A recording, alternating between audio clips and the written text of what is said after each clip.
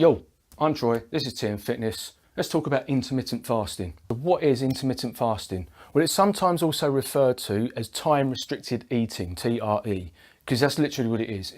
It's a way of managing energy balance during the 24-hour period. Obviously, 24-hour energy balance is the important mechanism for weight management. I've talked about that a lot in previous videos, so go and look at those if you're not sure.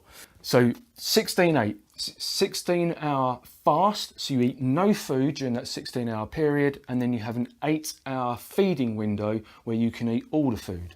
Obviously not all the food, but you get the picture. There are several ways of doing intermittent fasting. This is the most practical one in my experience, the one that I use myself and have used with some of my clients. Now, let's talk about a few of the myths. So often when people are talking about intermittent fasting, you'll hear them talk about something called autophagy or autophagy, however you want to pronounce it. Autophagy is this automated cell death. So dead and dying cells in the body will die off quicker through the process of autophagy. This is said to reduce systemic inflammation, increase longevity, and it is a cure for cancer. It's not. So all the research that I have seen, and I've read a lot of research on intermittent fasting, trust me, all the research I have seen on intermittent fasting that shows benefits to autophagy are done on laboratory animals, not humans. In the human trials, that doesn't carry over. So in the scientific research, autophagy on fasted rats is a pretty big deal. On humans, not really. Certainly not in that period of time. It may happen over a 24 hours or longer fast, but not during a 16-hour fast. It's not really going to happen to any meaningful level. So don't worry about autophagy. Forget it. Increased fat oxidation. Yes, if you're not eating food, your body's got to get its energy from somewhere, so fat oxidation will go up and you will use any stored fat or any fat that you've eaten in the last 24 hours, and that will be slowly burnt off to give you energy. This may be why some people experience a reduction in appetite. So you think, I can't go 16 hours without food, I'll die. You will find that when you're doing this, you don't really get those hunger pangs. And it may just be because of that increase in fat oxidation. So it's just slightly changing the satiety signals in the brain. So in that respect alone, it can be useful for weight loss. But not eating is catabolic, which means that you will also be oxidizing proteins and muscle for energy. And you don't really want to be losing lean mass if you can help it. So they kind of offset each other. So yeah, there may be some benefit to fat oxidation during the fasted period, but it's not that big a deal, so meh. So what are the benefits? Well, as I say, it's a really simple and easy way to control calories. 24-hour energy balance, if you're only eating for 8 of those 24 hours, then it's dramatically reducing the timing of your feeding, and it also makes the structure of your meals more important. You kind of feel it necessary to eat more nutrient dense foods. More about that in a sec. And it's highly convenient. I find it really good. It just fits in with my lifestyle. I'm able to get up, get a load of work done, and then I'll eat at midday.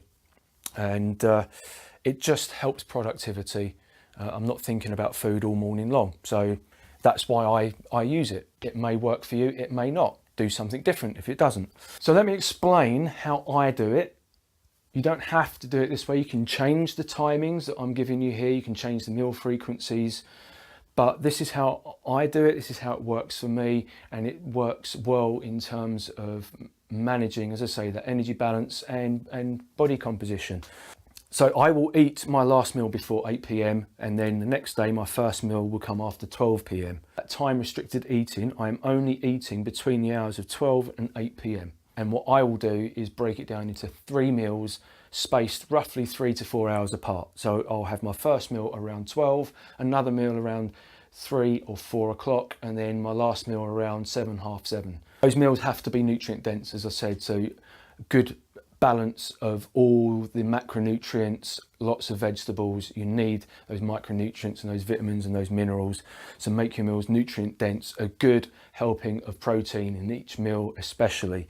The exact structure of those meals is going to just come down to your personal taste preference. So if you prefer fattier foods, have fattier, lower carb options. If you prefer carbs, by all means have rice and pasta and baguettes and whatnot, but make sure you're getting your protein and your vegetables in each of those meals. During the fasting period, you will consume no calories, so no food that has an energy value. Stay hydrated, so drink water, just plain water.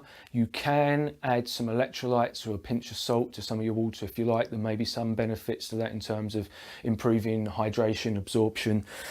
But if you're adding an electrolyte solution, make sure it's not got any sugar or any calories in it. You can drink tea and coffee, but again, no milk, no sugar, no sugar sweetened beverages. You may be able to get away with something like a Coke Zero if you like that sort of thing. I don't.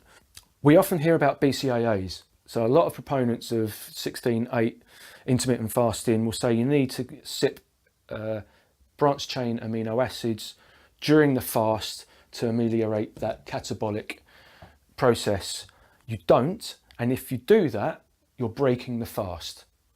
There's 2 calories per gram of branched chain amino acids, so you're taking in calories, you're not fasting. So even if you think you're getting some benefit from autophagy, you're not, because you've broken the fast.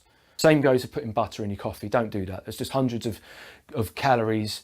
You know, if you're going to do that, just eat a fucking breakfast. So BCAAs, waste of money. If you're getting a meaningful amount, and by meaningful, I'm talking like a 30-40 gram serving of protein in each of your main meals, you don't need BCAAs. Whole proteins are always better than BCAAs, always. Save your money. And then resistance training. You need to do some resistance training because that's, again, is going to help ameliorate that catabolic effect. Resistance training alone is shown in the data to be anabolic. It will, at the very least, help maintain your lean muscle mass. It's best to do your training during the 8-hour feeding window, not outside of it, but that's personal preference. Some people prefer to train on an empty stomach. There's no benefit to training on an empty stomach. So it's best to train while you're fed, when you've got fuel in your muscles, because you will train harder. But if you prefer to train fasted, you can.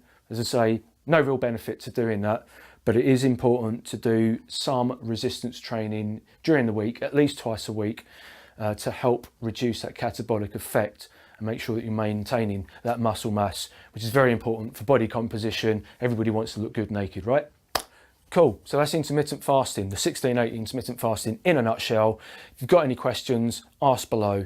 If you want to learn more about nutrition and nutrition for performance and exercise, hit me up. I do online coaching. Have a look in the description. There's a link down there to something called the Manliness Solution, which is a free 7-day e-course aimed at men to help you understand nutrition, training, and develop a more positive mindset. It's free, there's no strings attached. Just click the link, sign up for that as well. Give this video a like, give it a share, and I'll catch you soon. Laters.